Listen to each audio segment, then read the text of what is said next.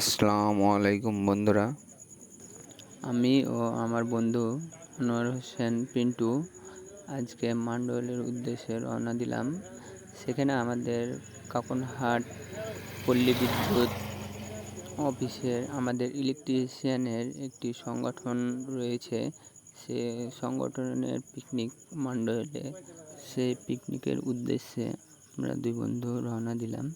সেখানে আমাদের জন্য অনেকে অপেক্ষা করছে, আমাদের ভাইরা ওখানে সবাই আগে গিয়ে উপস্থিত হয়ে গিয়েছে, কিন্তু রাত্রে যাওয়ার কারণে আমাদের একটু লেট হয়ে গেছে।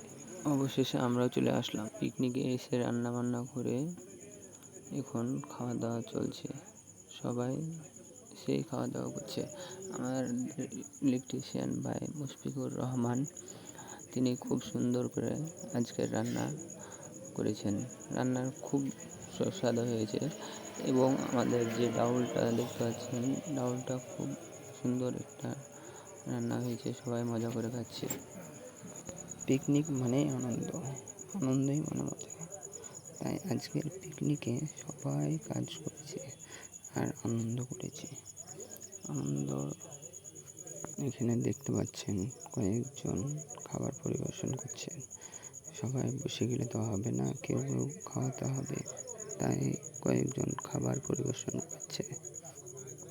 অবশেষে সবার খাবার শেষে আমার বন্ধু খেতে বসেছে। দেখুন, এত সুস্বাদু হয়েছে মুশফিকের রান্না, আমার বন্ধু চেটেপুটে খেয়েছে।